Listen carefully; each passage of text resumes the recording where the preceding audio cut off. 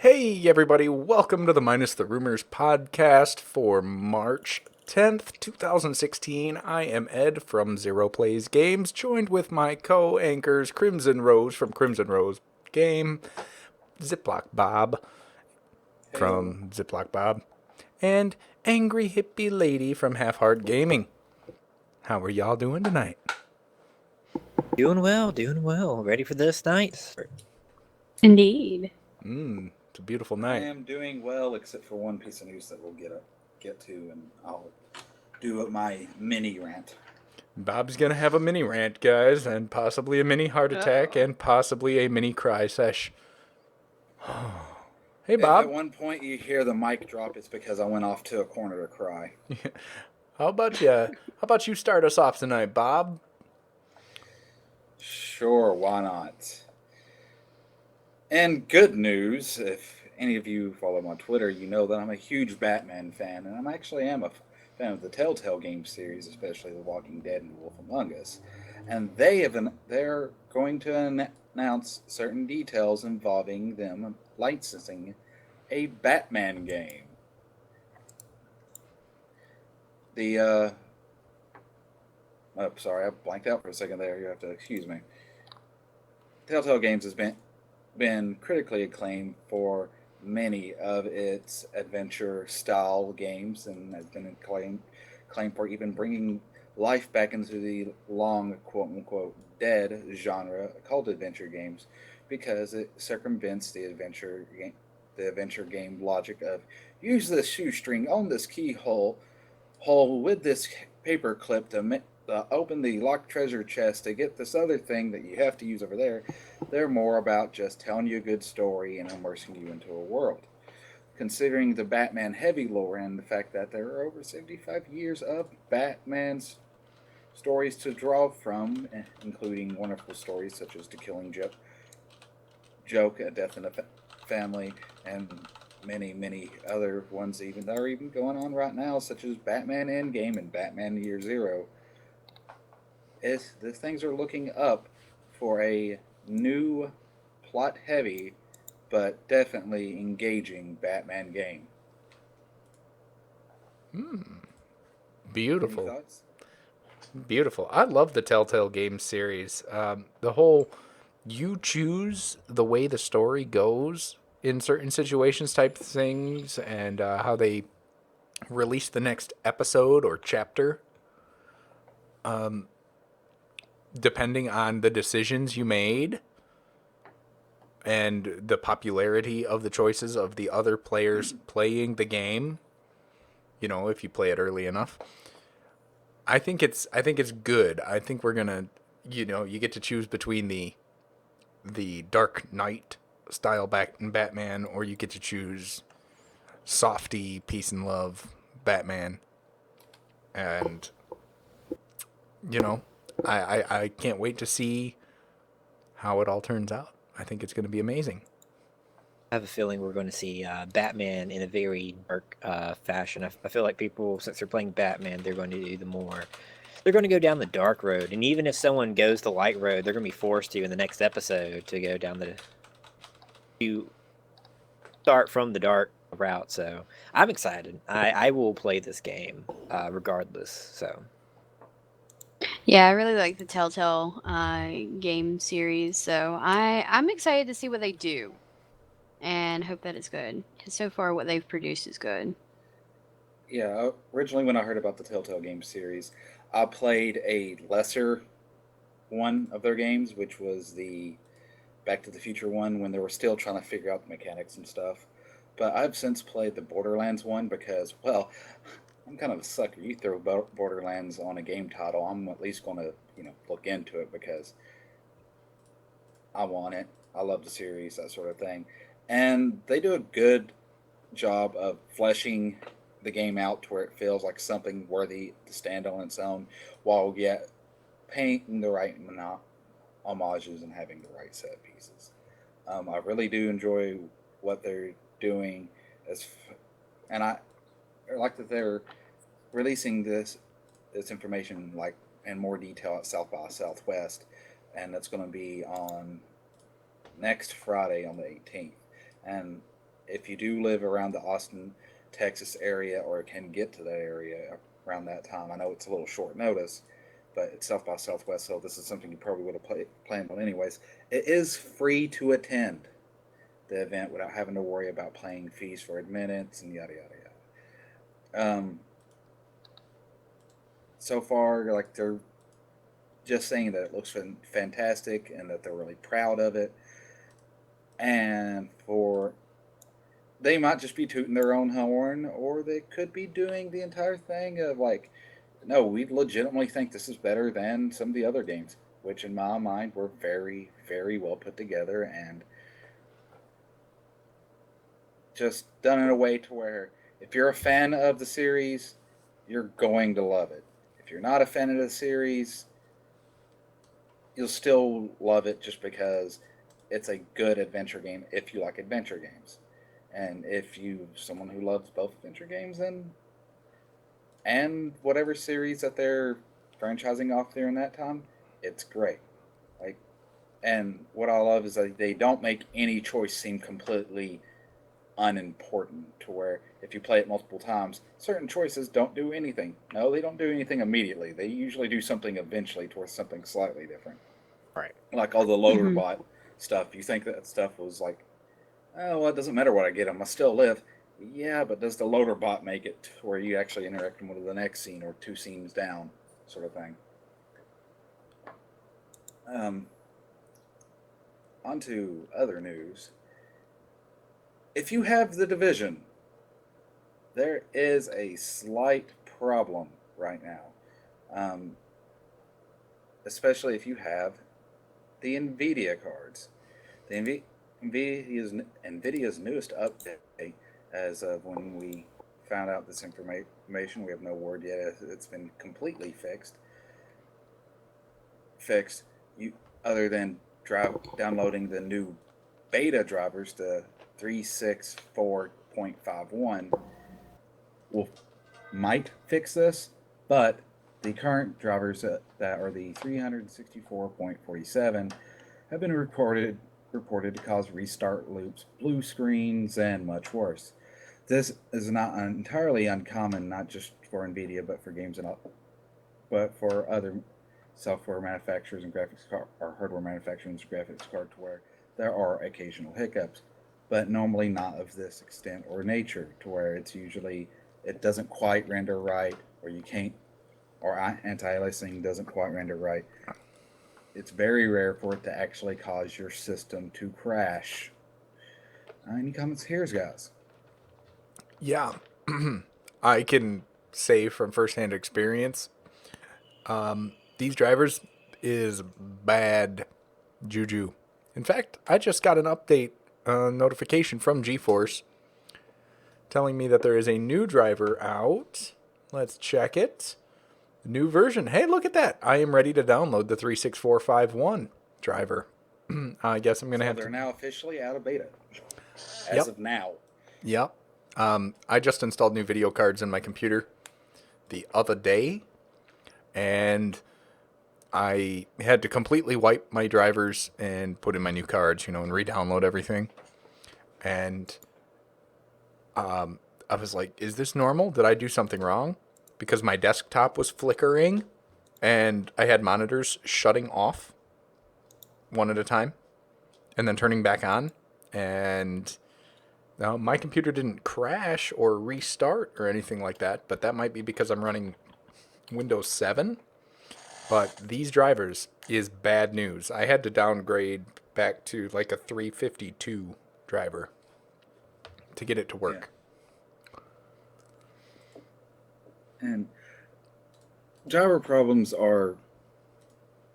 they get fixed quickly, thankfully, especially with big games like this, because it's the type of press that no company wants. Yeah, they're getting their name out there, but in the completely wrong way. Yeah, they don't want the bad name. Yeah.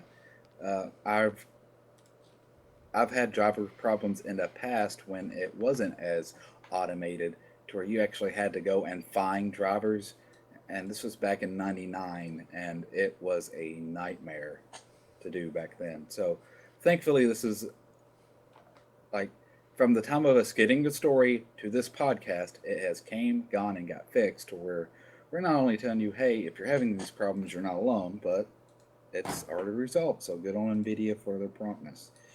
Even though I'll admit I am a little bit of an NVIDIA fanboy because they're typically lean towards the gamers, where AMD typically leans towards like the more standard user, at least with pricing.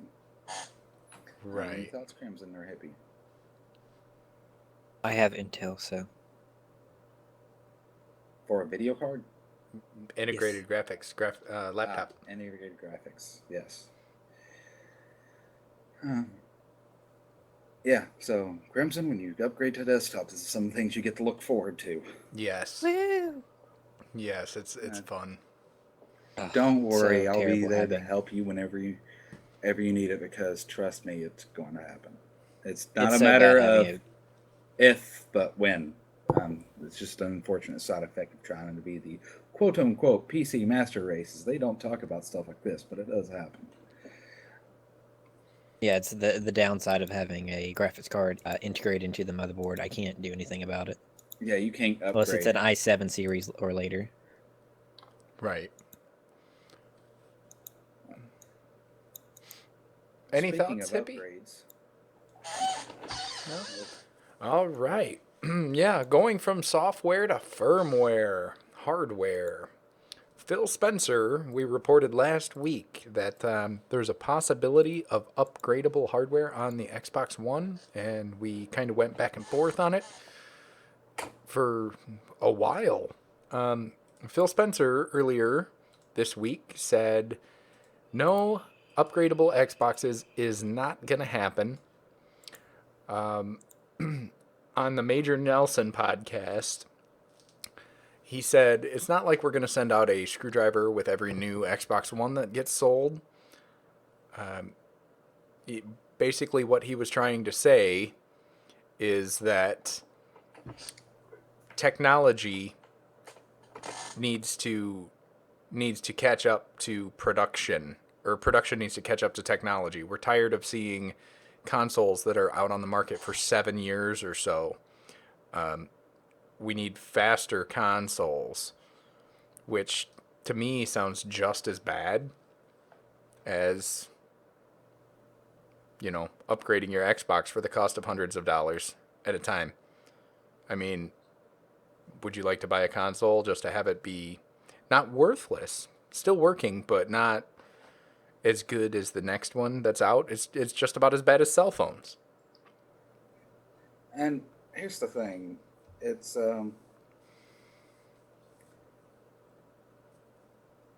I get why he kind of went, listen, I think it would be cool to do it, but it's just not feasible on how the current market works.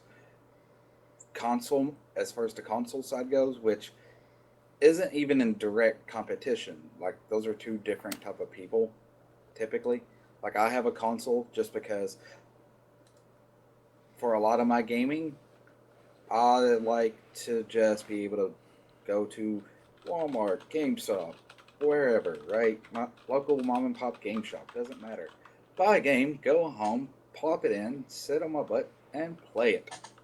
Simplicity in itself. I'm actually rather new to PC gaming. Not as a whole, but like as in trying to get into it more. And there's just right now I'm trying to save up $3,000 just to get a whole new computer to where hopefully I won't have to update it for another few years. Then save up another $3,000 and do it all over again. And I know this is the much more expensive of the two. The reason why, in my opinion, was called the PC Master Race is because you have to have a MasterCard to keep going with this. Because it's just unbelievably expensive. If that, and right now they're just Xbox as a whole, sales figures wise, is lagging far behind Sony, and they're just trying to get their name out there anyway. So I could see him saying this, then flip flopping on it real quick just to grab attention to Xbox. Right. I can too. I it gets Xbox out there in the news again. Yeah, this wasn't one of our stories for the night, but February sales of the PlayStation 4 have completely dwarfed the Xbox One. And I think that's got something to do with the PlayStation 4's graphics power. The Xbox One's is a little bit faster, but the AMD that powers the PlayStation 4 can handle more processes per second, gigaflops as it are, calculations, making it a little bit faster. And PlayStation is getting ready to drop their PSVR, where we're still waiting on HoloLens news, price, cost. So technically, we're still waiting on PSVR news. Yeah, Price, technically. cost for specifics. Mm-hmm.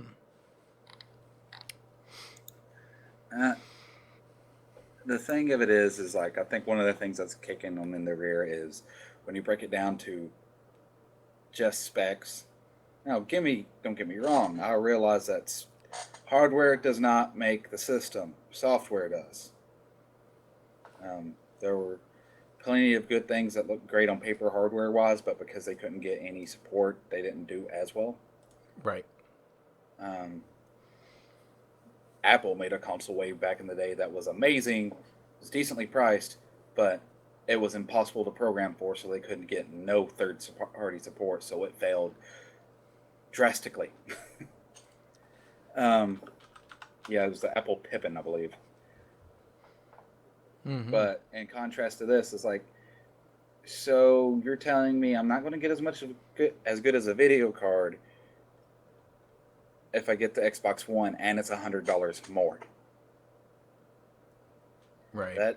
Yeah. With me, I kind of like my money, and the extra $100 can be like 4 or 5 nights of like pizza with a 2-liter of soda with breadsticks, which will feed my family of 3. So I'd rather keep the $100, thank you. Or I could use that $100 to buy games, where with the Xbox, I would just have the Xbox. Right. No Right. games. My God. Because you have to have money for software. Back in the day when, not back in the day, but with last generation, Sony was losing money on the PS3s themselves for years. Like, they weren't making money off their PS3 sales. They were making their money off of software titles like Infamous that were PS3 only, that were pretty good, at least in my opinion, that people bought. And other games that's like, I want a PlayStation because X, and X is whatever game name. Mm-hmm. Where with Xbox, it didn't really have that going for it. It was great for first-person shooters, sports games, whatever else my brother plays. I mean, I know that's kind of a blanket statement, but that's the stigma that's assigned with it, and that's kind of the problems. They need to get away from that and get towards other games that the more casual gamer would be into if they want to grow their market, and they're just not doing that, and it's starting to catch up with them.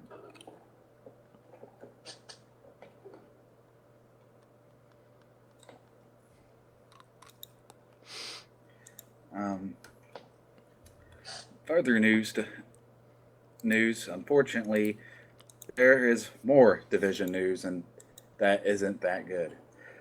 There are Division trolls doing the quote-unquote unthinkable. Unthinkable in this time is they have found a game-breaking glitch that players are using to grief other players. This glitch literally just stops them from progressing in the game altogether. The glitch involves a name that, if you read the trophy list in advance, fade out, so minor spoilers, but very, very minor, who you have to meet up to gain a foothold trophy. You can only be visited in the base of operations. This trophy is one of those trophies they give you just for playing and trying to complete the game, or just beat the game and not even complete it. The glitch comes up after you meet Faye in the game. In an in-game cutscene for the first time, you'll respawn in a small room with a single door. And this is where the problem starts. Since the servers have been lo- live, the room is perpetually busy and filled with players. What some of them learn is if you just stand there in the open walkway, you can stop players from moving to the other room because collision detection and you can't just phase through players.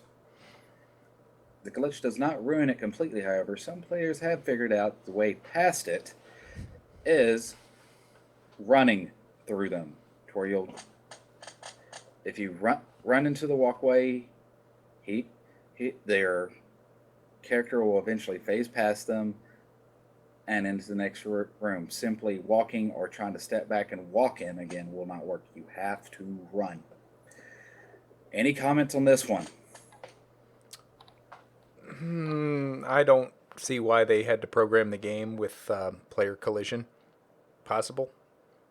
Like ghosting is a thing in Call of Duty and stuff like that. I don't see why player collision is a thing. But apparently it's getting more and more popular every day. We're back to having player collision in Minecraft. We're having player collision in our third-person overhead shooters. That's pretty much all I've got. I mean, it's not so much a glitch as it's bad programming. If their beta hadn't have been so closed and so short, maybe it would have gotten caught. Yeah. I mean, But yeah, that's my take on it. the point of Going a good for- beta. Oh, sorry. Going for more realism isn't exactly always this thing. I would think that's the only reason why you would have collision on is like for a little bit of more realism, I guess. But it doesn't. It's not the best thing in video games. It doesn't translate well. Right. I typically highly dislike collision just because it does, even with player like NPCs. I play a lot of Skyrim. You know what the most annoying thing is? Somebody Is that bumping your into you. companion gets in the doorway and you can't get out. It's like, Collision's always terrible. Yeah, those moments when you're attack! Bam, bam, bam, bam, bam. Retreat! Crap, crap, crap, crap. And I died. Mm-hmm. Yeah, okay. There are pros and cons on both ends. With collision detection, you don't get those weird things that you see where you have like 5 players trying to stand in the same place that it breaks immersion. But at the same time, there are times when realism needs to stop. World of Tanks was a great example to where they have a tank to where in real life it was mass produced so much during World War II that sometimes would show up to the battlefield and not work. Like it'd get delivered, showed up, and it's not working because it got mass produced so much that once you get to a certain point, you mass produce it so much that it doesn't look good anymore. And yeah, they originally were going to do this thing to where there's a 1 in whatever chance, which was statistically accurate and realistic, that would show up and you're done. But they decided against it because even though it makes good realism, it doesn't make good gameplay.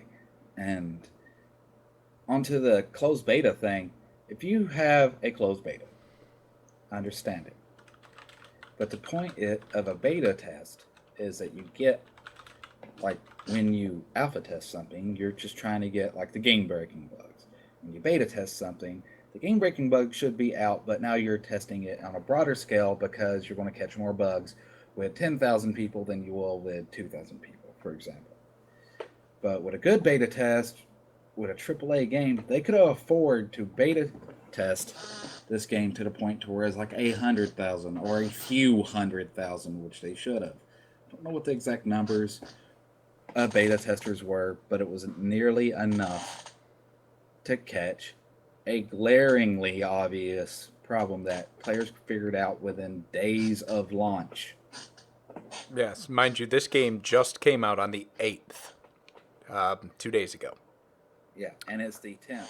And no, they found it the day of the launch. Correction.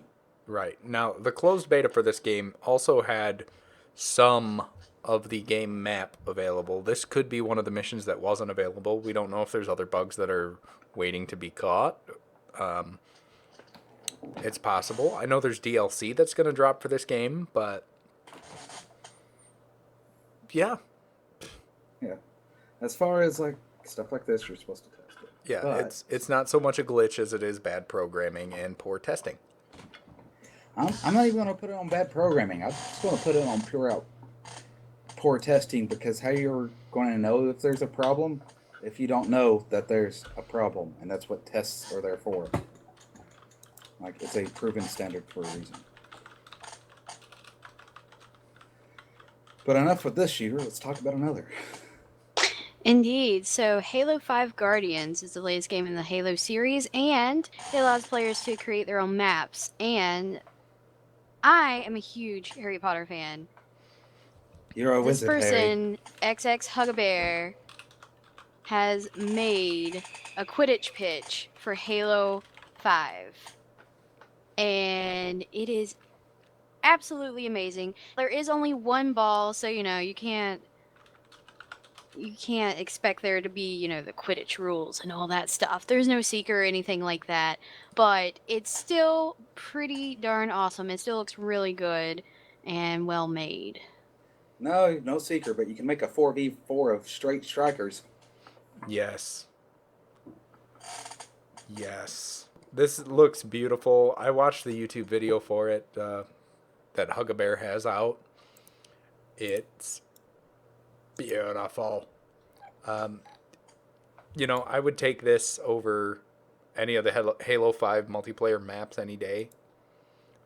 I just wish custom GTA 5 maps were this good and as intense. If sports were in GTA 5, I think that would be awesome. Right now there's golf and tennis, but I would like to see custom made, more custom. So how do I say this without insulting everybody? But two of the sports that nobody cares about. I love golf in Grand Theft Auto. Well, don't get me wrong. I like golf, but I'll play it to where you take a swing, you take a swig. Well, that's the thing, but I mean, I love player-made creations, and GTA's got it on point with the racing map creation. The death matches, yes, sure, it's on point. Some of them are just dumb, but there's a golf game in there, and they never gave you the ability to make a mini putt golf course. Which would be funny. That would be hilarious and awesome. That would be beautiful. Oh, man. I actually might tweet Rockstar on that one. Yeah. I would actually get the game if that was there. You lock the game mode to a putter. Yes. All right, I'm going to tweet Rockstar on that one tonight. Yeah. Honestly, in my opinion, this right here just shows because I've played games to where there's player-made content sort of thing that aren't mods. Like, it's in the game that you can make your own stuff to where it's for people who aren't mod savvy yet are creative and can make good game design if they were given the right tools. It gives them a nice way of doing it. Mario Maker's like the prime end-all be-all example of if you give people a tool set, they might make something special, but there's also going to be a lot of crud. Right. For every amazing game Mario Maker level I played at least 20 of them where I'm like, this is crap, this is cheap, this just isn't fun. And then I get some that are like, oh, this is kind of neat. That's an interesting mechanic. I could see where they're going with this. And some to where it just pays homage and it's fun. But yeah, this is probably for a in-game development kit, this is amazing. Indeed. What were you saying, Krim? I was just going to say Halo 5's Forge is absolutely amazing. Forge throughout the game series has always been phenomenal to use, being able to make some of the most amazing things. And then it just worked so well, and they've continued to improve upon it as the game comes out. So I'm not surprised that something like this, something so amazing, was made. I know the Rooster Teeth guys have really used this before, but fullest potential. Mm-hmm.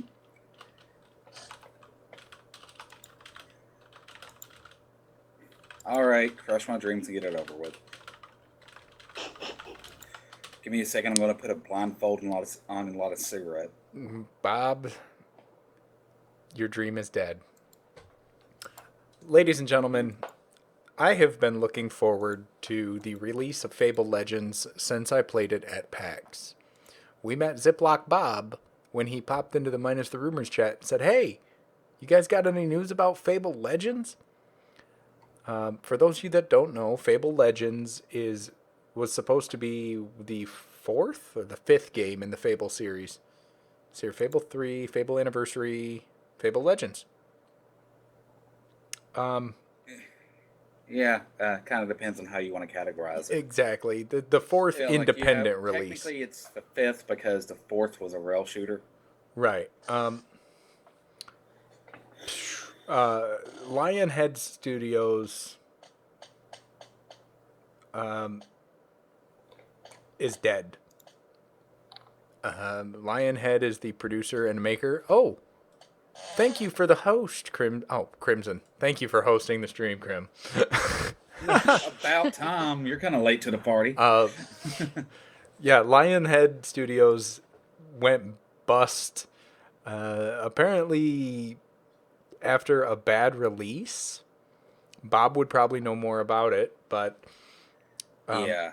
Fable Legends seemed like it was really, really far into development. Like, I played a functional game that felt almost ready for either intensive beta testing or a release mid to late in the year when I was at PAX last year. They started working on Fable Legends in 2013. It was a multiplayer Fable. You know, like a 1v4 type game when I played it. And it went through different phases of development.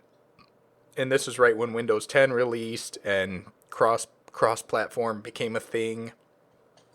And the game just got stuck in this like endless loop of, well, everything we've got now isn't going to work, so we have to change this, and we have to change this, and we have to change this. And it folded. And Lionhead folded. And I feel terrible because this is one of my favorite games. The Fable series is one of the things that got me into gaming very religiously. Right. Yeah. Yeah. Fable was the first game that I played on Xbox next to Halo. It was Halo, then Fable for me as well. So I'm going to duck out for half a second to get a glass of water because I know I'm going to need it during this mini rant. Fable was the first full-length like RPG that I have ever played to that extent, and it just opened my eyes to this whole other world that is video game life, you know. It's back in the days before Second Life and things like that. It was beautiful. Personally, I've actually never played Fable Legends. I've wanted to, but unfortunately, I was looking at actually, getting into this game when it came out, but unfortunately, Right. I mean, there's the ever so slim glimmer of hope is maybe another studio will pick it up, Right. but that's a long shot. What about you, Hippie? Have you ever played Fable? Nope. Have you ever watched somebody's Fable playthrough? No. This is the first time I'm actually hearing about it. About Fable? Oh my goodness, it's a beautiful game. For those of you that don't know, Fable is a game where you play the hero, and it's story. What's the word I'm looking for, Crimson? It's Story driven. It's story driven. There you go. It's you get to make choices to be good or evil, or do right or do wrong. You choose who lives, who dies. You can kill entire towns. You can have many wives. You can have husbands if you want to. It doesn't care about your gender. And Yeah. and one of the tricks I used to do to like get money on evil roots is kill an entire town, buy every house, and rent them all out. Yep, and then kill the resident and re-rent it. Uh huh. Done it. Well then. But Oh yeah, I was sadistic playing that game. But yeah, that's basically Fable is a game where you are the hero. The story goes it's like pre Telltale Games Telltale game. Yeah. You choose the outcome of the game. I would like to hear hippies and Crim's views in full before I get on this Well, soapbox. That way I don't. Well, I guess a recap, since I did say that it's a game that I've never played, and I was hoping to get into this game. I was very excited about it, but I'm upset about it. I'm hoping another studio will pick it up. I mean, it's an extreme slim chance, but Oh yeah. Sorry. All right. I'm going to try to bullet point this just a little.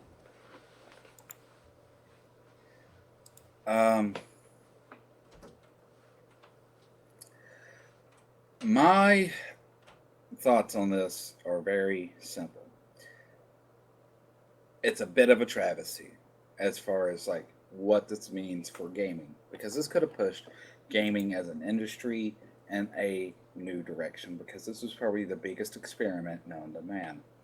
Um, if anybody's ever played tabletop games, you would have four people on one side versus the one. The four people were the heroes. You'd be basically playing Halo as a, or not Halo, Fable as a MOBA. Pretty simple to understand that part. You fight baddies and try to get the goal, take over a point, yada yada yada. Done. The more interesting side, which was the villain side, to where you would tell people or tell your minions where to be, where to go, influence them what paths to take, and they'd kind of attack people organically, to where it was more of an RTS style. This is called asymmetric gaming, to where not everybody is playing by the same set of rules, or sometimes even the same game. This also being a high fidelity free to play game made it a bit of a risk there too, because yes, there are plenty of free to play games. Some or have more money in them than others as far as like their initial development. But this would be the first time a AAA studio truly put in the time and effort to make something that look good and spend the money on the graphics on a free to play game. right. And so you have those two things battling with each other, and yeah, they're probably going to get a lot of people like myself going, "Hey, it's a new Fable game, and it's not a rail shooter." I'm like, "Okay, I'm game, and it's free to play," and they were going to make it multi-platform. And this last one, I cannot say for certain if that was Lionhead's choice or not, because of the current thing with everything Microsoft makes. They want to be on Windows 10 as well, period, forever, because they want to be the intro to PC gaming system, which is neither here or there. That was stupid on so many levels. Lionhead used to print money. I get this is a "what have you done for me lately" thing. This, like when I was first in, when these guys first discovered me, I was in the chat like he said, and just like, "Hey, do you have this information on blah blah blah?" This actually inspired me to do my first podcast on my own channel about free to play games, what they're doing right and what they're doing wrong, because you could earn everything except for skins. The skins you're paying for, or the ability to use a certain hero or a certain villain all the time you'd pay for, much like League of Legends.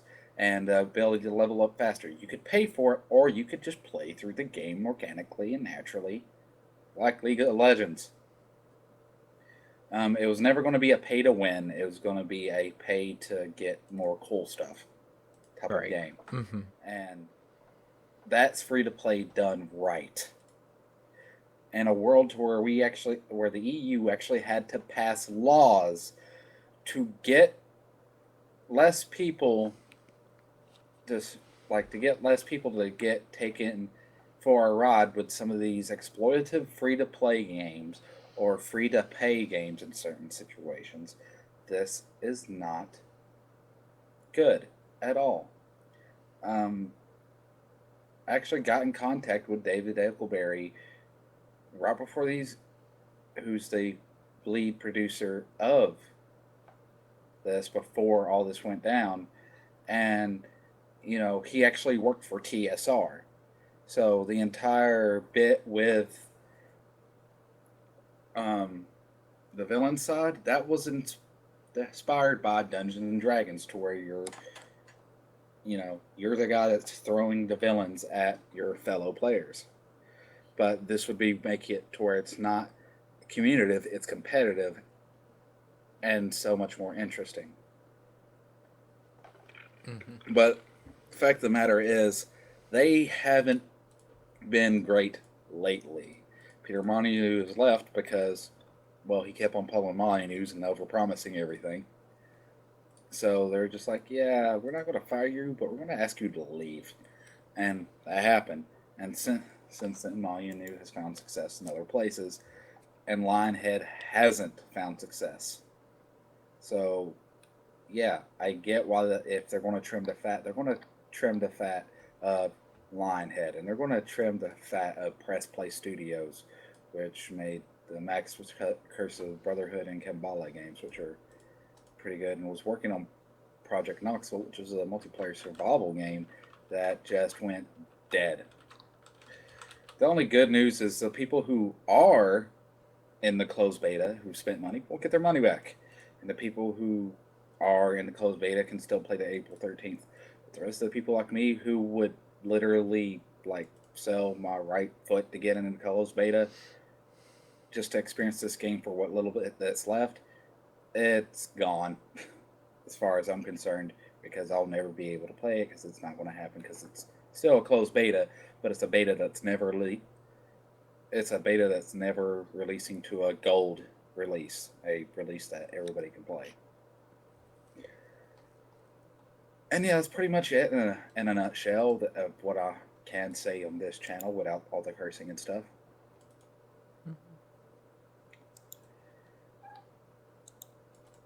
God, this makes me angry. All right. Sounds But good. moving on to tech, there is a current bit of drama in the tech section today. Normally, when we get drama, we're talking about Kanye or some such nonsense, but no. This time it's Epic Games versus the Microsoft Store of all things. What is the Microsoft Store? Well, the Microsoft Store, if you own Windows 10, is that little icon that looks like a brown paper bag with a Windows logo on it, and you can get little apps. It's part of the Windows Universal Platform. The system won't gain support from the heavyweights in the PC game and app development unless Microsoft opens up the Windows Store, according to Epic Games founder Tim Sweeney. He said that it is, I'm going to paraphrase his words just for simplification, it's too constrictive, and they need to open up the Universal Windows platform to allow developers and publishers and users to conduct business without being funneled through Microsoft in-app monopoly, he said. Microsoft should allow companies to operate stores for Windows PC games as they have been able to do with the Windows 32 format. The Universal Windows platform is an open ecosystem that's available every developer and can be supported by any store. Microsoft said in a statement shared with Tech News World that we will continue to make improvements for developers. And they do release tools such as the .NET infrastructure to Win32, C++, Objective-C, HTML, JavaScript, just to name a few. But with but the weird thing is only Pardon me. AAA companies are complaining about this because this actually develops or this actually helps smaller um, developers. Because like Apple, if Microsoft users want to find an app, they go to the Windows Store. Store is the idea. It's a lot easier for a smaller developer to just make something that works versus a big developer that's actually having to change how they conduct business and distribution. Sweeney also seemed to make, unfortunately, may seem to make assumptions that Microsoft is more interested in certain control than engaging with PC gamers and profiting from them. This is, that's according to King. This is not only silly, but it contradicts common sense and long-time Microsoft practices. At the end of the day, successful businesses, including Microsoft, follow the money and more than they do strategies they could and probably would place healthy revenue streams in jeopardy. Any thoughts on this? Yeah. Microsoft keeping their UWP uh, retention up, I feel, even if you're a AAA title, even if you're a AAA developer, it's not going to make your game great. I mean, some of them are copy and paste. Look at like Activision, for one. That's not a low blow. Call of Duty is pretty much copy and paste. Them keeping their Universal Windows platform kind of, it is open, but keeping it so that you have to funnel through the Microsoft Windows Store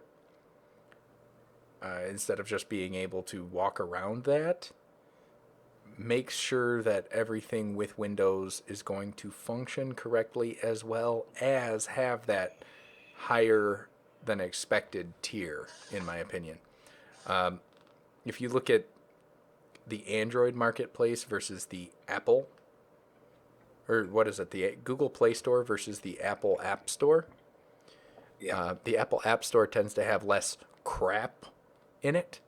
I mean, yeah, there's still junk apps out there, but they work 9 times out of 10. Whereas the Google Play Store is open sourced, there's no real protection for it, and it's Linux based, so anybody that can halfway code can make a piece of garbage and throw it into the Play Store. Or spyware. Exactly. Now, I do get to the fact that they want to do this, but for example, I'm just curious if this is going to be another Windows Live. Remember that travesty? Yes. Yes, I do. Are we going to get something to where it's like DRM that gets in the way of the game again? Because as long as it's not DRM that gets in the way of the game, for me, the player, I could care less.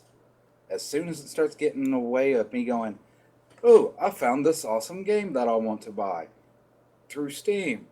Well, I can't buy it through Steam even though I have $20 and it's $20 because I'm running Windows. I have to buy it through the App Store, but I can't transfer money through that because stupid DRM. So if I download it from Steam, it won't work because I have a Windows machine. That will be when I go to like Ubuntu or some other Linux platform and just call it a day. Right. Well, that's the thing. With open source, you tend to get you do get functional programs, but you tend to get very vague programs and things like that. A DRM example, I just installed The Division. I had to get it through the Uplay Store, which I can't stand. Yeah, I hate Uplay and I hate The Division is original not. Passion. The Division will not be available on Steam. That's stupid. Well, you got to get it from Ubisoft. Oh wait, no, it is. Is it available on Steam now? Yeah, it What should be the heck? available on Steam. You just have to sign a third-party licensing agreement. Yeah, that's what it is. Like, there's no way out. Maybe it's because I had a gift, or maybe it's because I had a key for it that I had to download it from the Ubisoft store instead of getting it through Steam. That might have been what it was. Yeah. It was an NVIDIA game key. But Yeah. yeah, it's DRM is what that was. Like, I had to download an app. I had to download an app. I had to sign a EULA to be able to get this game that was given to me, when I could have just, if it was a DRM free key, I could have just gone to Steam, plugged it in, and it would be sitting there in my Steam library. Instead, I have to make sure Steam is not running so that I can open the Ubisoft Marketplace app to play my game from that library instead, because the two do not like each other. Yeah, and the thing is even if you buy it from Steam, you still have to go through Uplay Yes. and link it with your Steam account, so it's even more crap. On top of that, like, if you think that's bad, you ever dealt with EA's Origin system? Yes. Yeah. You know what my one word advice for it is? Don't. EA, I'll buy their games on console whenever they produce a game that I like. Right. Which is rare, but it happens. I mean, they did distribute the Mass Effect games. So, there you go. Right. However, as it stands now, I see no reason to want to play any of those games that they release on my PC because it's just so much of a headache. You want to play it on PC? No. Oh, on console. No. I said I will not play any of them on PC because I refuse to deal with the headache. Oh, yeah. You cracked out for me. I thought you said I want to play it, and I was about to say that's completely contradictory to what you just said. No, like, oh no, I would like to play them on there. However, because there is that, I'm not going to. If they got rid of that, oh yeah, I would be like totally for it. Right. But moving on, because we're about halfway through for the night, we have got PSVR news, the PlayStation Virtual Reality headset. Sort of. Yes, some news. PlayStation President Masayasu Ito has said, when it comes to comparing the PSVR and the Oculus Rift might have a little bit higher quality graphics and appeal to it, but it's going to cost a computer. It's going to require the use of a computer that is in the $1,000 range. And $1,000 range, I've done the math on it. You can get a computer in the $680 range to run an Oculus, but it's not going to run it full featured. Or well. No, it'll run it well. It's just not going to run it full featured. You've got Ito also saying that the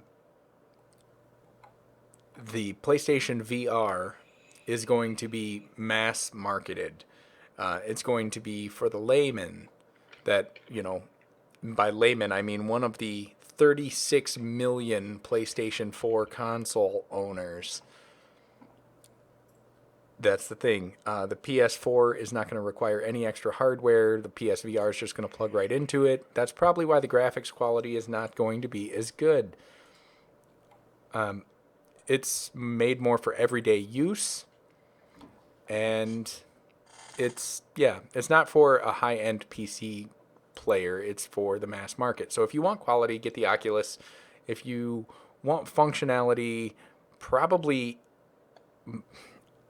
the PSVR looks more comfortable to me. But like I said, it's made for the mass market. And we still don't have a price on this, by the way. But yeah. PSVR, probably not going to have as good as graphics as the Oculus, but if you don't have the ability to run the Oculus with the recommended specifications, maybe this will be more up your alley for cheaper if you don't have either or right now, because it will be cheaper to buy a PSVR and a PlayStation 4 than it will be to start building a computer and buy an Oculus. Right. Yeah. I feel like this will sell a lot more than the Oculus will, just because it's more consumer friendly in regards to price point. Yeah. Right. And the fact that it requires less know-how. Like, if you make it to where, like, there's a common design practice is you make something to where a 3-year-old can make it to where that way a 70-year-old won't get angry at it. Right.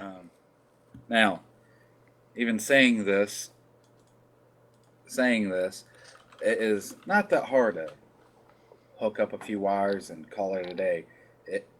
By comparison, that versus figuring out how to install a motherboard, a power supply, RAM, graphics card, CPU paste, and fan, heat sink and fan correctly, and all that wonderful jazz. One, it's a lot more expensive, and B, that's not something most kids can do. Right. But I mean, if it is just something as simple as a graphics card swap, a 970 you can get for about $320. Anywhere between $320 and $350. And it's crack open the case, push a button, pull some pins out of the old graphics card, put in the new graphics card, put the pins back in, put the power pins back in. Yeah, a 970 right now, looking at it, is they're pretty affordable in the terms of graphics cards. and this is the GTX 970 310. And if you want to go the cheaper road, the R9 290, which is also minimum recommended, is much more affordable than the 970. The price I got is 305. Yeah, well, yeah, There's 305. probably better prices out there, but just as a quick gander, Right. and one website that I use that just condenses all this stuff, so it's like, well, I want to build a computer. How much does this thing cost? Oh, okay. And this is updated as of today. Right. But they use sites like, you'll never see Tiger Direct or anything. It's like Amazon prices, which are usually higher. Mm-hmm. But By a lot. But what's interesting about this is, like, we do have a price point, kind of. It's the same price point that they put on there. Is the same time, like, whenever you go to find a job on, like, Monster.com, what they say how much you'll get paid as far as, like, the salary. Competitive, or some crap like that. The price point is affordable. Just tell me how much it's going to cost, man. That's all I care about. right. Thoughts, Crimson Hippie? I think y'all covered it pretty well in full. Indeed. Yeah. Well, there is that entire thing about All right. children. Well, as Bob was saying, if you want to build something for the mass market, you design it so that a 3-year-old can use it. Well, the downside of the PSVR. Don't use it if you're under the age of 12 or not, what I would call a teenager. This comes from a safety and health notification from Sony. There is a health and safety pop-up that will show up on your PlayStation when you do hook a PlayStation VR up to it that says the VR headset is not for use by children under age 12. It says, and it also tells you to review your surroundings, stuff like that, because you're blind as a bat with a VR headset on. Mm-hmm. But here's the big thing about it is there's a thing called IPD. It stands for interpupillary distance, and that is the distance in between the pupils in your eyes when you're looking forward or to the sides and things like that. For VR headsets, with calculations for gender, race, age, the values fluctuate between 48 and 73 millimeters. Young kids fluctuate between 40 and 55 millimeters. So they're on the tighter end of that spectrum. And the VR headsets have got monitors that the center is spaced for your adult range. So it's going to be closer to the 65 millimeter mark. And what happens is when that younger pair of eyes that are closer together looks at it, you're seeing two images. So your eyes are naturally going to move outward. Basically, you're going to look outward each way. Imagine looking cross-eyed in reverse. In reverse. And it can cause disorientation, headaches, migraines, eye strain, nausea, and all sorts of other badness. That's why PlayStation VR is saying, do not use if you're under 12 years old. And the thing they don't mention here that's actually possible is in very, very rare cases, seizures. Yeah. But that usually also comes with someone that might already have a penchant for seizures that may, as epileptic, that's kind of a nah-duh. But like children are more susceptible to having a seizure due to audiovisual stimulus than an adult is, because an adult mind is more developed and more used to handling greater amounts of stimuli than a young mind is. Right. Think of it as callousing for your brain. Right. All right, Crimson Hippie, thoughts? Yeah, definitely don't let your kids wear this. They need to grow up a little bit, and it's just a physical thing that you can't, bypass. Parents need to be aware that don't let. I know kids might want to do it, but it's for their health. It's for their own good. Definitely don't. Then you don't want to blow $600 on something that makes your kids sick. Right. Yeah. Or causes them massive eye problems in the future. Like you can stretch your ocular muscles before they're fully developed, causing the interior ones to be too tight and the outer ones to over tighten on contraction, causing a lazy eye syndrome. It's bad news bears. Yeah, but again, this is if your kid doesn't wear a size 36 pants, basically, no, don't wear it. If their head is not growing, if their head is not done growing, don't let them wear it. That's what it comes down to. Yeah. If their You know, skull it's is not also full warns size. that if you have any of these symptoms while wearing it, even as an adult, it's recommended that you stop using the headset right away and remove it from your head. There's kind of an implied nah-duh. But also, it recommends that you consider your physical surroundings when using VR. Take steps to prevent pets, children, and other obstacles from entering the area during use. If you have a cat or a kid, good luck.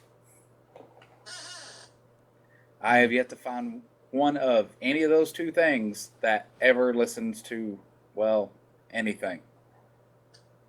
So I expect to see YouTube videos of like people tripping over their cats or doing an action and accidentally smacking their kid, like that one Xbox Connect one that happened. Can y'all remember that? Yep. Where a dude's doing this thing and this little girl starts walking towards him and just he thrusts his arms backwards because that was the input that was needed, and he just accidentally waylays his child and he's like, oh God. Now on to less video gaming tech news. Quantum computer leaps are making, well, basically they're making today's encryptions look like a joke by comparison. Researchers at MIT, thank you MIT, once again, and the University of Innsbruck last week announced that they have designed and constructed the world's first scalable quantum computer, a development that could make existing encryption technology, well, obsolete. They built the computer using five atoms and an ion trap. The research used laser pulses to carry out an algorithm conceived in 1994 by a professor there. On each atom correctly factored the number 15. The computer system designed so that the atoms and the lasers can be added to factor much larger numbers, creating the world's first system that can scale the scores algorithm, which is basically this algorithm that's has been almost impossible to even comprehend how it works. No, and actually impossible to, well, get a computer to do it.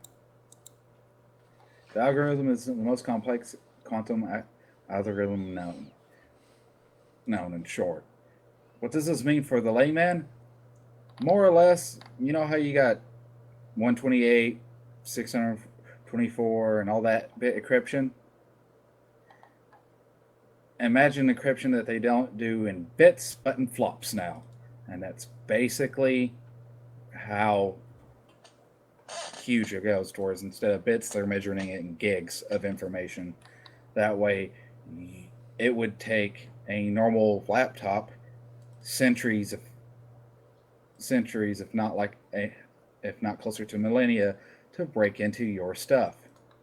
Considering today's current problems with security and worries with security, especially in such cases of the FBI versus Apple court case that's still ongoing, this is a very interesting development that makes security jump forward by even more leaps and bounds.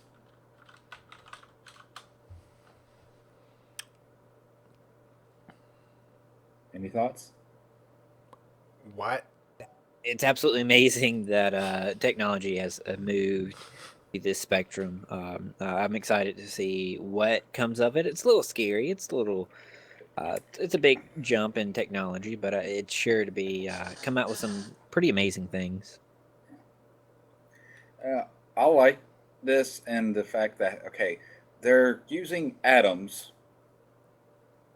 and messing with atoms in a certain way to where this is how we're encrypting stuff, to where it's going to be so hard to replicate in a 0 and 1 scale because it would just take so long for your average computer, to where it's like, if I use this as a layman, to where they have a program to where I can just put my stuff in, they use that encryption technology to do it and send me back the information in some way to where I have a key. Who in the world's ever going to break into my stuff in my natural lifetime? After I'm dead, I don't care. But yeah, those embarrassing photos that my mom keeps on posting on Facebook and other social media, to where I was a dork with Coke bottle glasses. I can make it to where, in order for someone to copy and paste it, if I was Mark Zuckerberg, to make it no, you can't. Good luck trying to hack into it, though. Right. Yeah, that's the thing. If you don't understand quantum physics and quantum computing and higher complex math, this might be a little bit advanced for you. Computers Quantum read just means very, very, very tiny on an atomic scale. That's it. well, that, and you'd have to understand Schrodinger's cat and things like that too, Yeah. because computers work with zeros and ones. It's known as binary. You can either have a 0 or a 1, and then there's Not both at the same time. Correct. And neither at the same time. and quantum works on superposition on an atomic level. In other words, something can be 0, it can be 1, it can be both, or it can be neither at once. Depending on where it is in time and space. Exactly. So yeah, it is extremely complex. Uh, But you if we've you, heard of the BS stories, and like Mhm. a good example is an Agent of Shield, to where there's a person who becomes an agent that locks her computer to a certain latitude and longitude, to where they actually have to fly a plane up in the air to hit a certain altitude and over a certain space for the computer to even unlock. That in itself is insane, and I've never heard of it actually being done, but it could theoretically actually be done with the right programming. This is to the point where it's like you have to write, say, 20 atoms, and they all have to be the right type of atoms and the right placement, getting hit with the correct sequence of lasers. Good luck trying to replicate that. yeah, exactly. Exactly. Even if it can be encrypted with a quantum computer, it's still going to take a quantum computer to decrypt it. Plus, you're going to have the right molecular sequence, and things like that. I mean, it's the possibilities are literally almost limitless. So, can I get my stuff started encrypted like right now with like two atoms of unobtainium, one atom of kryptonite, and two atoms of galvatron? No, Like right now, please. no. But on to more tangible news, because talking about that game before I ride, researching it was 10 times worse. Project Loon, wow, what a name, is starting to take off. Literally. So basically, Google had a moonshot. We talked about this in a previous episode. Please, if you're not familiar with what a moonshot is, it's basically, part of me wants to just say watch the last episode, but I'm not that shameless. It's projects that are so impossible to do that that nobody wants to fund it. So Google took this on with one of their moonshot projects. And what it is figuring out how to make internet connections using a series of weather balloons. Google's been talks with telecom service providers in India, because there's a lot of mountains in certain parts of India that's really hard for people to get proper infrastructure for, like telephone wires, anything that's communicative. They'll have generators running powers for like laptops and stuff, but any infrastructure past that, no. Um, the project is supposed to deliver internet access via balloons floating thousands of feet in the air. That is Google's latest effort to bring internet access to remote parts of Asia. Last year, parent company Alphabet, this is the Google X projects, announced that it signed agreements with mobile network partners in Indonesia to test the service later this year. The project was originally launched in 2014 when it was reported the company was investing at least $1 billion US in the effort to deliver internet access to remote areas.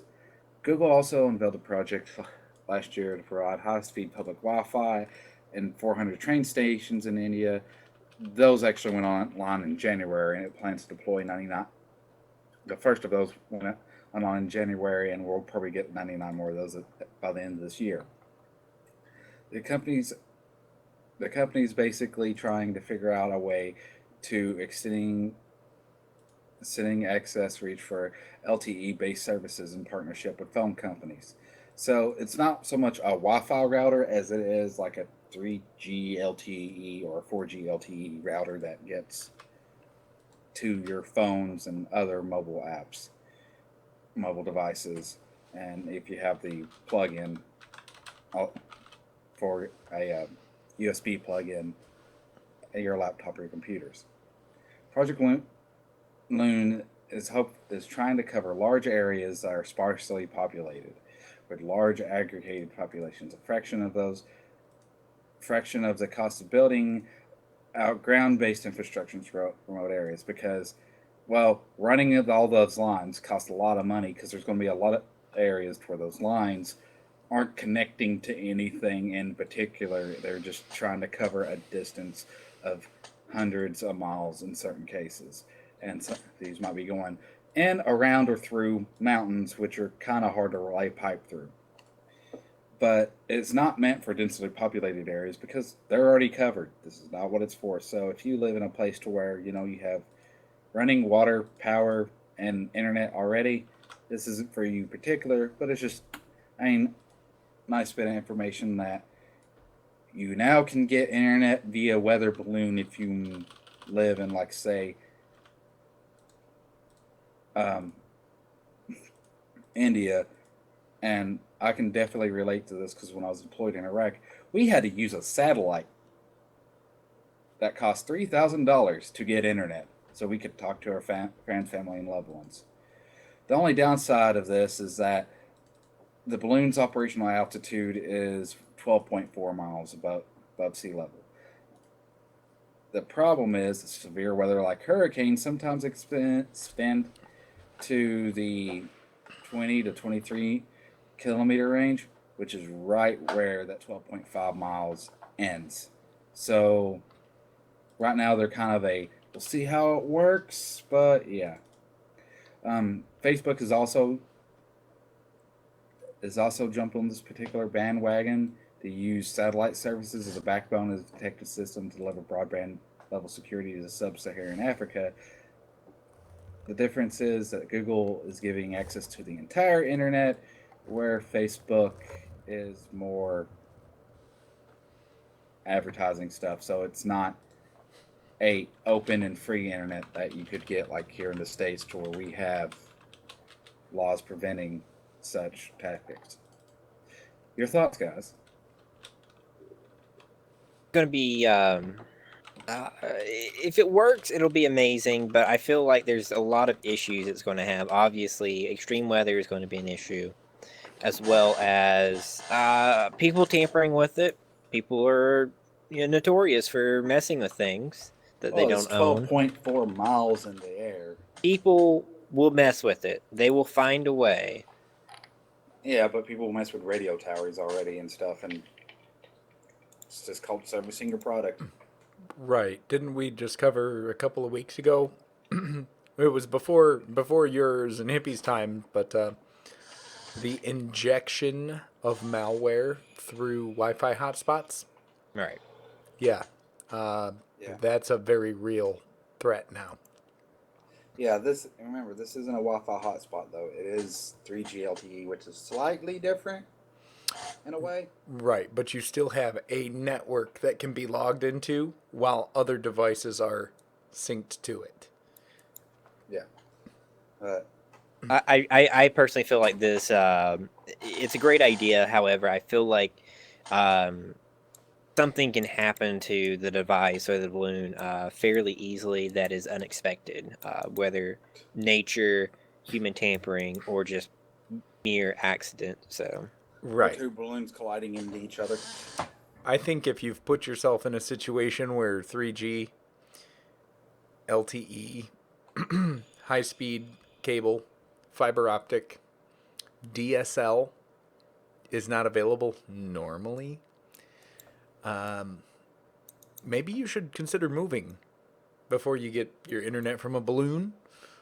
But Yeah, but most of these people can't because that's just it's I know it's where they live, high up in the mountains. Yeah, high up in the mountains, and this would be considered a huge luxury in the areas they're talking about, where it's like a lot of farmland, and that's why it's so open. Right. Farmers need 3G. Got it. Well, we're becoming a more interconnected world, and it makes business easier.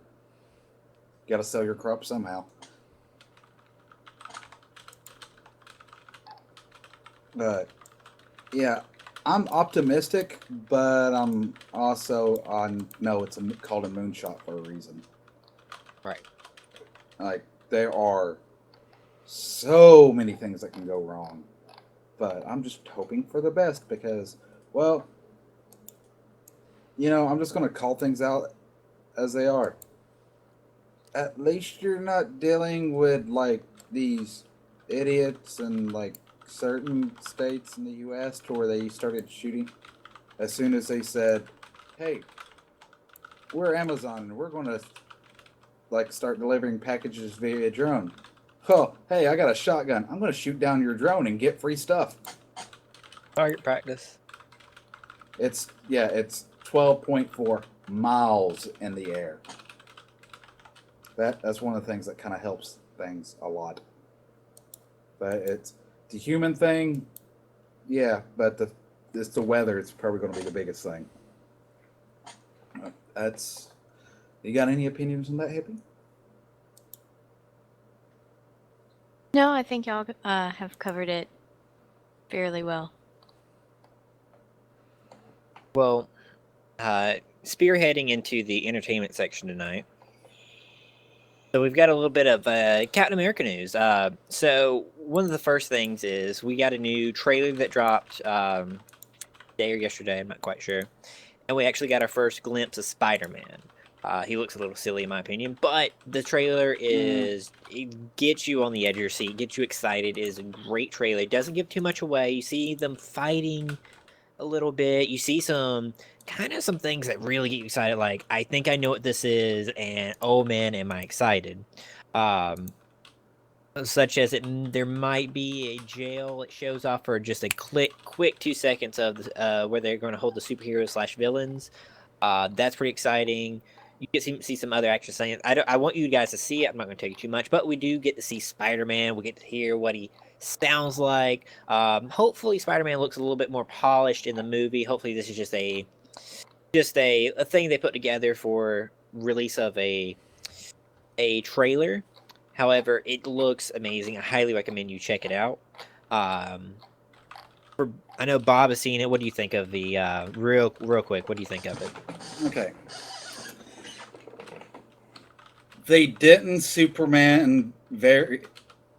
didn't Batman very Superman this. Thank God. They didn't spoil, but they teased. Exactly. They teased in the best ways. There's like a scene where it's like, wait, that's the Vision and that's Scarlet Witch. What's going on there?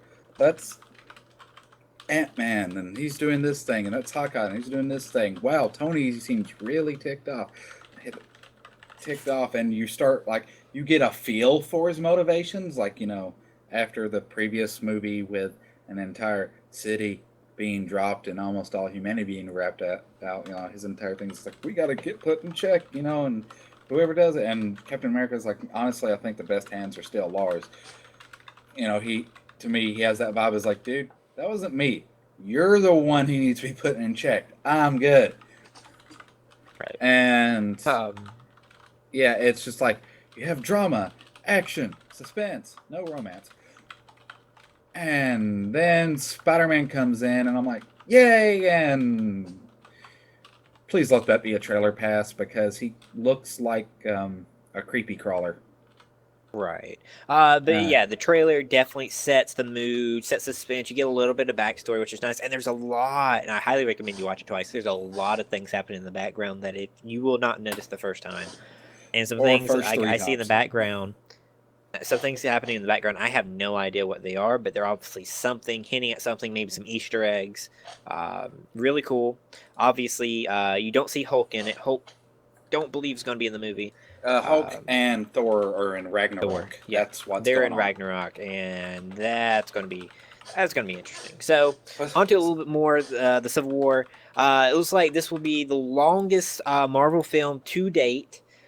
And I'm excited. I love long movies. The longer the movie, the better, in my opinion.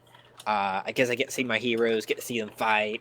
There apparently will be a 15-minute fight scene, an IMAX shot fight scene at that. This is it's going to be shot with a camera that was just made, just released. It's going to shoot the entire Infinity Wars movies, but this camera was just created, and they were able to use it for this scene, maybe a few others. It's basically state of the art.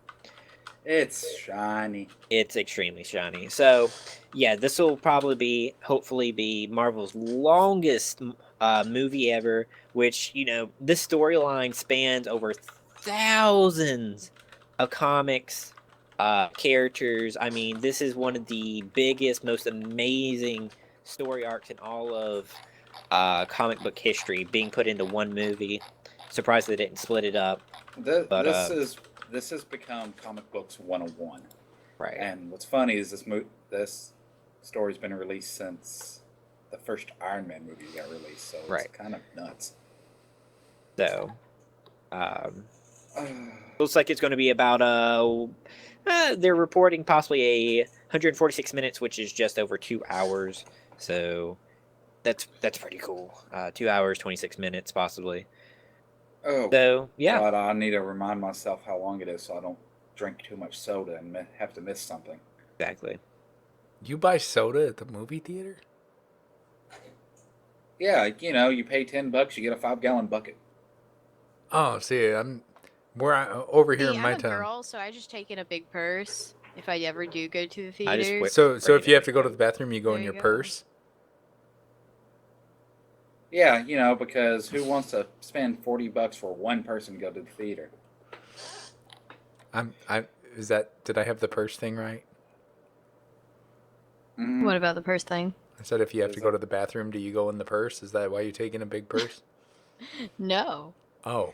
But honestly, if you got a Powerade, like one of the big mouth bottles, and Goodness gracious. I'm not even being sexist here. There was a female soldier that we would do. She did that on the road, and that is probably the second most disgusting thing I've ever seen. And I was just like, oh my God. Guys on the road, give her modesty.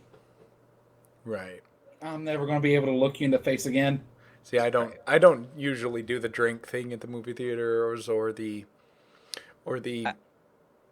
food thing. I typically do a snack beforehand, watch the movie, like a snack being like, let's go talk about it real quick. Then go to the movie, and then like actually go out to eat afterwards and talk about the movie. Indeed. That's kind of Right. like my way of doing things. That, or I just sneak things in any way I can. See, Yeah. I'll just say screw it and get the salty snack of popcorn. I fast through like the first half of the day. I'll go get a big meal after the movie, or I'll just watch it at home, like I'm going to do with Batman v Superman, because number one, I've seen the trailer, so I know exactly what's going to happen in the movie. And Don't worry, I'll make sure to spoil it for all of you. no, you won't.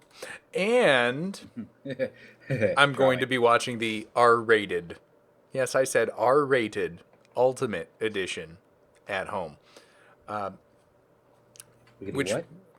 yes, Batman vs. Superman is going to have an R-rated version. It won't be in the theaters, but I'm pretty sure we called it here.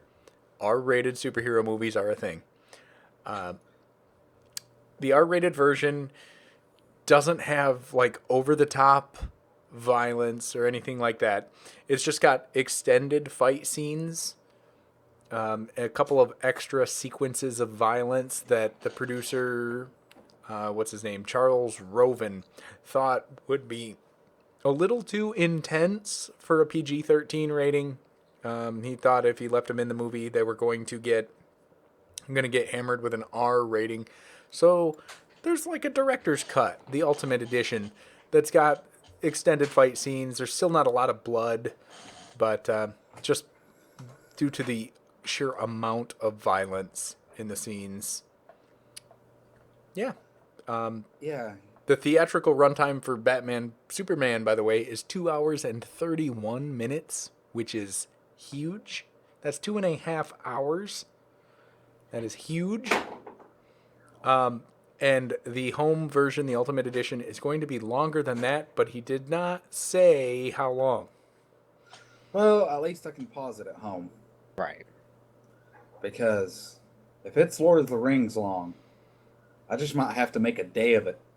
Right. And like talk to myself and call myself in sick. By the lie to way, myself. the only thing that is completely cut from the theater version, but in the in the Ultimate Edition is the character that is played by Jenna Malone. And nobody... I didn't even know she was going to be in this. By the way, Jenna Malone, for those of you that don't know, she was in the Hunger Games. She was Donnie Darko's girlfriend. She's gorgeous. Oh, her. She's gorgeous. She's pretty. She's real pretty. So yeah, And she's a pretty decent actress too. she is a very good actress. He wouldn't say what the details are on it, but he did say that she does not play Robin. She does not play Batgirl. So, best guess, because she's completely cut out of. She's completely cut out of the theatrical version. I bet you I know. Maybe. Nope. I don't know. But yeah. Ultimate Edition. Rated R. Batman v Superman. Hippie lady. Go. What? Batman v Superman Ultimate Edition. Your opinions. Go. Oh, it's gonna be awesome. It's going to be awesome. You going to be watching the Superman's R-rated gonna version? win. We all know it. Are you going to be watching the R-rated version at home? Yeah, Yeah. definitely. What about you, Bob? I just like the fact that there's a version I can if say if my daughter was a little older, I could go, here, you can watch this with me at the theater. Then months later, when she's at school, I can go, hey, I can watch this now. The kid's away. And I have my own version of the movie that's for me as an adult. Whereas Superman and Batman, they're household names. Right. Making an R-rated theatrical release would be stupid. Yeah, I'm gonna go with that one. What about you, Krim? I'm happy with the compromise. That I know that R-rated superhero movies are kind of the thing right now that everyone's testing the waters with. However, Batman and Superman, you don't need an R rating. It's useless. It's about Old Man Logan, yes. X-Force, yes. Batman, Superman kind of movies, no, it doesn't need it. It's overdone. I'm glad that the theater for kids, because they're really geared toward kids, is going to be PG-13. However, I am also super glad that I'm going to see a little bit more action scene when it comes to Batman, Superman when I get it at home. So I like it. I'm happy with it. Nothing to complain about. One more question before we go on to our next piece. How do you guys feel about a 2 hour and 31-minute theatrical runtime? Bring it on, make it longer. The longer the movie, the happier I am. I don't care if they make a 5-hour movie. I'll be even happier. I'm not worried about it. I'm fine because it seems like as long as the pacing's good is all I care about. I've seen short movies with crap pacing. I've seen long movies with crap pacing. I've seen short movies with great pacing. I've seen long movies with great pacing. As long as the pacing's there and it keeps me invested and there's never a point where I'm like, get on with it already. I'm fine. Let's put it this way. I've seen Gone with the Wind in one sitting, which is a 3 hour and 58 minute. Yeah, but that movie has excellent pacing. Exactly, that's what I'm saying. So If it has good pacing is all I'm saying. But if it's those movies that are an hour and a half long and they were stretching for that hour and a half, and they have those moments where you're like, will the plot move forward yet? Will the plot move forward? Okay, here it is, finally. Right. well, and there's times where you get an hour and a half movie, and it's like, I feel like I've missed something. Like they've cut so much out of, cut all the guts out of it. And I'm like, I'm left with the shell. Yeah, it's like, I want more, because there's something not there. I get it. So All right. So, next story here. Tara Reid, Ian Ziering, you guessed it, Sharknado 4 oh god, why? coming to Why? sci-fi. Because that's the thing. After Sharknado, I'm pretty sure the world said, that was so bad, we need another. And then there was Sharknado 2. And then the celebrities said, wow, that one was so bad that I want to be paid money to be in the next one. Just so that my audience can see that I am willing to be in a piece of crap. So, then came Sharknado 3. And the audience said, wow, this is getting really, really unbelievable that tornadoes and sharks would meet up anywhere in the world at any And one work. time, and that all these celebrities would be there to, deal with it. Sharknado 4 has been confirmed. It's coming this summer, June. It will have Ian Ziering, Tara Reid, as well as Gary Busey, Tommy Davidson, Imani Hakim, Cody Lingleaf, Masia Lucia, and Cheryl Teagues. There will also be other cameos, and they will be apparently surprising. Sharknado 4 is going to take place 5 years after Sharknado 3, even though Sharknado 3 was released, last year? Right. So, Let's do the time warp again. yes. I'm sorry. And it is not June. It is coming in July. And, yeah, honestly, it's so bad it's actually worth a good look, in my opinion. So unbelievable. It's like, for me, I'm not big on it because I need just an ounce of realistic so I can actually get into it and feel just a small bit immersed. But it's like first one, second one. I mean, it's good for laughs. The third one was it lost me. The fourth one, I mean, I'll give it a shot, but No. I can't believe that there's 4. No. No. No. I'm not watching it. I don't care. I refuse. I'm not going to watch any of them because I don't feel like rewarding people who do crappy work with investing time or money that is mine. Because it's like, okay, let's say you need a new countertop, right?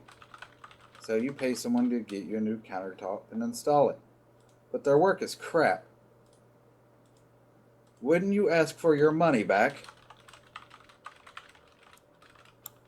Why do we do the same thing with movies? I mean, I get that it's so bad it's good. I've watched the first one and it's not even that. It's just like, after half an hour, I'm like, this is torture.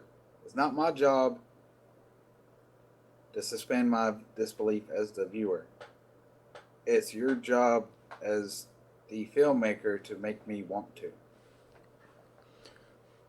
That's the thing. It's on the Sci-Fi Channel. So if you have cable, you probably have the Sci-Fi Channel. There's nothing else really on TV that night. It is what it is, and it's bad enough that it's kind of entertaining to watch. The best part is you can watch it from home. You can tweet about it. You can call up your buddies and be like, hey, you want to get drunk and watch Sharknado 4? It's just one of them things. I mean, you have to go into it knowing it's going to be bad because it has been made to be bad. It's like the old Grindhouse flicks, just worse. Yeah, see, my way of looking at it is just like, instead of spending my time watching a bad movie or playing a bad game, I'd rather watch a movie that I adore or do something that I enjoy. It's not anything, really. And when it comes to the Sharknado series, well, actually, when it comes to sci-fi in general, no. You ruined Highlander. Don't get me wrong. Highlander wasn't that great to begin with because there only should have been one movie and they should have left it alone. But they found a way to make it so bad to where I won't even watch the first one ever again. Right. Yeah. Yeah. That's all I got. All right. On to the next, guys. Nam. We're going to Nam. Well, MTR's not going to Nam. There is a new live streaming service started up by YouTube co-founder Steve Chen with the support of celebrities such as Psy, the singer of Gangnam Style, and Jared Leto, or Leto. How is that even pronounced? Leto. It is Leto. Okay. This live streaming service is big. It's big, and it's going to leave you hungry for more. Pun intended. Nam is the new food cooking live streaming service. Much like Twitch, you can broadcast from a desktop or a mobile device. I was watching somebody make avocado fries earlier tonight with a cell phone, and it was obvious that it was a cell phone, but it's a brand new service. The guy had about 30 people watching him. You can host your own cooking show. I mean, yeah, you can already do this on Beam, on Twitch, on Meerkat, on Periscope, but an entire website designated just to cooking shows. How do you feel about it? Well, I'll never Makes want to me watch hungry. a cell phone. Yup. After you. Nam is also going to broadcast online foodie events. They've also got some big names lined up to stream on Nam. We've got Corey Lee, Yoon Ha, pastry chef Joanne Chang, Tim Hollingsworth, Hubert Keller, Michael Tusk. These are all culinary specialists, by the way. They all have 5-star, waiting list reserved for months restaurants. And they're going to be streaming on here. Yeah. The site raised $4.7 million in funding from Blue Run Ventures, as well as some others, as well as Psy and Leto. Check it out, nam.com. Yeah, I don't want to see another cell phone video to where as soon as I see that, I'm going to go, no, and keep on moving. Because, well, correction. If any of them were the one like I saw to where it was the frame rate was so low to where it's like, I can't even tell what you're doing, man. I'm not learning anything. No. But if it's if they get it to where it's like, hey, we'll do the thing with, we'll do it to where it's on a cell phone, but I can see it, sure. Right. Because I'm all about the food and stuff. I eat every day, and I do the cooking at the house. I enjoy cooking. It's a hobby of mine because, well, I grew up with the mentality of, my dad's always at work, stepmom's always at work. I need to learn how to cook for myself, and I found that I actually like doing it. So, yeah. I'm game. Yeah. Might have to try it out sometime. All right, moving on to other entertainment news, kind of the last story of the night. So, this year really is the year of video game movies. We've got a lot coming out this year. Two of the bigger ones is going to be, well, two of the newer, bigger ones that you may not know that are coming out. Obviously, Warcraft is probably the biggest name that's coming out this year. But also Thief. The video game Thief, which is a very great, very beautiful game, is getting its on own movie. So that's pretty exciting. It's going to be very probably similar to Assassin's Creed and how it looks, how it's made. But I'm excited. I think the game lends itself to a good storyline for a movie, very probably realistic. So I'm personally excited about Thief, as well as I know Hippie might be excited about the Tomb Raider. Tomb Raider is going to be getting its own movie in 2017, I do believe. So that's Indeed. indubitably. But that's pretty exciting. Again, Tomb Raider is a huge icon of video games, and hopefully it can represent the gaming movies quite well, unlike Mario Brothers. But we won't talk about that here. So, give you kind of rundown of some video game movies that are coming out in the next few years. Ratchet and Clank comes out April 29th. I know the game, not a big fan. Angry Birds. I'm excited to see how it translates to the theaters. This is May 20th. Warcraft, probably the biggest gaming movie that has come out probably close to ever. It looks fantastic. I believe this movie, my God, will look amazing, will be amazing. The storyline looks solid. It comes out June 10th. Resident Evil is getting another movie. Leave it at that. Assassin's Creed, which is in development for quite a while, does drop December 21st. This one, I'm excited to see how it translates to the big screen. Well, Sly Cooper, Tomb Raider, Splinter Cell, Metal Gear Solid, and one that I'm freaking out about. I have no idea how they're ever going to translate it onto the big screen, but as a cult classic of the PlayStation and an absolutely amazing game, Shadow of Colossus is going to go to the big screen. Was there any dialogue in that game? Not a lot. There is a good storyline.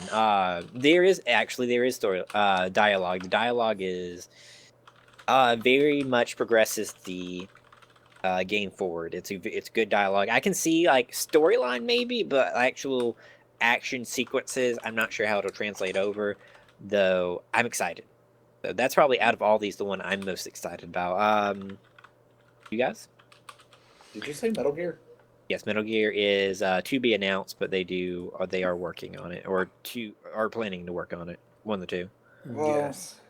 it kind of depends if Kojima has his hands in it or not. If he does, I'm excited. If not, no. Well, I bet you Kojima will be called in as a consultant at least. He might not have a hand in. Konami has their hands in it because Kojima will not work with them again right now. Right. As it stands. Right. I feel good about Thief, especially. I watched a lot of people play it. I would like to see a Dishonored movie as well. I mean, Yeah. we've got Assassin's Creed. I want to see Dishonored. Like, if you remember, Dishonored is the first Xbox game that really involved both hands in the game. You sword played with your right hand and you shot with your left. Mm-hmm. It was very fast paced, very fun, very good, very very good. Probably out of all these, the